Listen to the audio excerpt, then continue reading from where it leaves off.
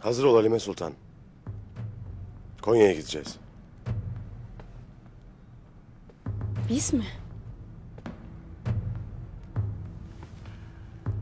Madem Konya'ya ulağımız ulaşmadı, o vakit biz gideriz.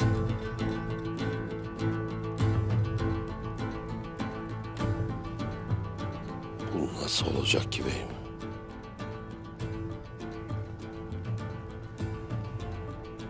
Bizi Konya'ya götürmesi için bizzat hainden yardım isteyerek.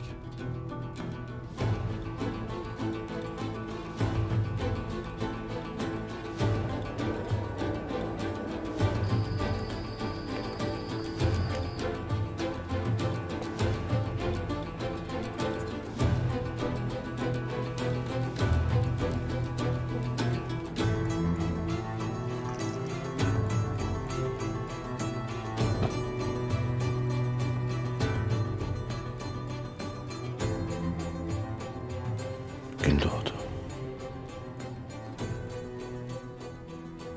Obada kazanlar kaynar. Otağda sensiz kararlar alınır. Hatunun obayı ataşa verir. Peki sen ne edersin Gündoğdu? Ha? Aklını bir an evvel başına devşir. Süleyman Şahoğlu Gündoğdu. Ya bu deveyi güdersin ya da bu diyardan gidersin.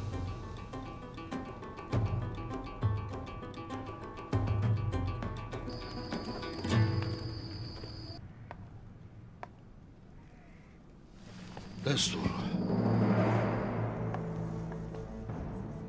Selamun aleyküm. Aleykümselam.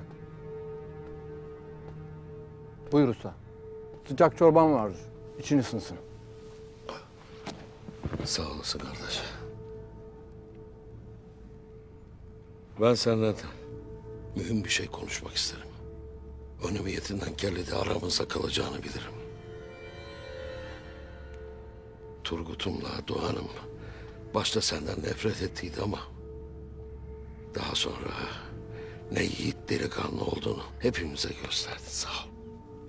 Eyvallah usta Demir. Şu hepimizin üstüne bulaşan çamuru çıkarmak için yardımına ihtiyacım var. Turgut'la Doğan hayatımı kurtarmıştır. Onlar benim bu dünyada da öte dünyada da kardeşimdir. Ne istersen yaparım Deli Demir. Sağ olasın.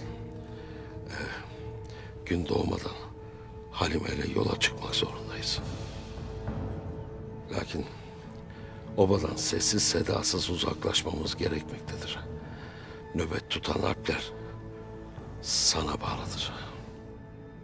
Ya Ertuğrul Bey, onu mu göreceksiniz?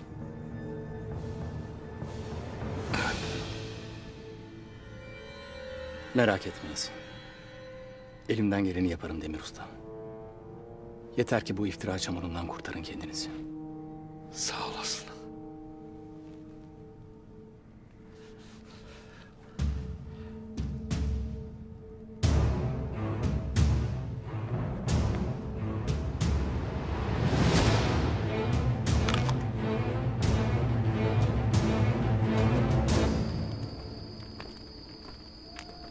Demek bu kez gitmek, seni yalnız koymak bana düştü.